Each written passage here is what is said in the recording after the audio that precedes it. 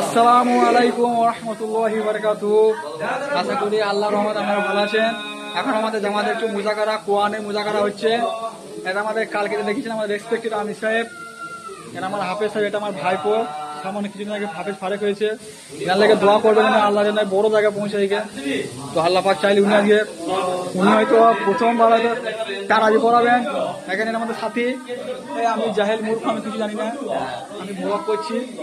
আমার একটা ভাই, আমাদের সাথী সব দেখেন, সব এখন একটু আরাম করছে। জামাতের কেওস শুরু হয়ে গেছে। দেখেন আপনারা, এটা আমাদের সাথীদের সামান। দেখেন এই দেখেন আমার আমার ভাই, আমাদের সাথে একটা মসজিদ। দেখেন একটা আমির সাহেব রান্না করছে। দেখেন আজকে আমাদের রান্নার এটা হচ্ছে এইটা। কি রান্না করেছেন আপনারা?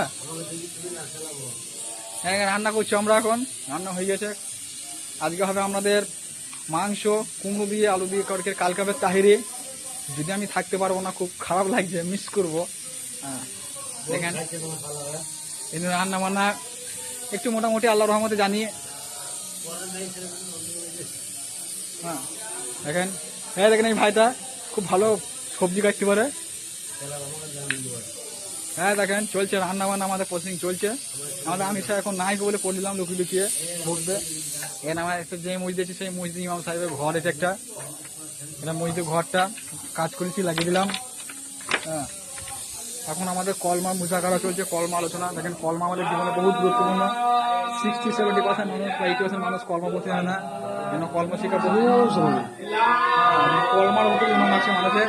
কলমা যদি ঠিকঠাক মতো না বলতে বুঝতে পারছি ভাই শেখাইছে। দেখেন হ্যাঁ দেখেন আসসালামু আলাইকুম বলে আমাকে একবার দেখলেন বলে আমি ব্লগ শেষ করলাম। দোয়া করবেন খাস করে আমাদের জন্য, আমরা সঠিকভাবে আল্লাহ রাস্তাতে গোতরে। এটা আমার ভাইপো, ঠিক আছে, হাফেজ সাহেব ফারেক হয়েছে কিছুদিন আগে। এই যে ওনার লাগে দোয়া করবেন, দোয়া করি। আসসালামু আলাইকুম ওয়া রাহমাতুল্লাহ।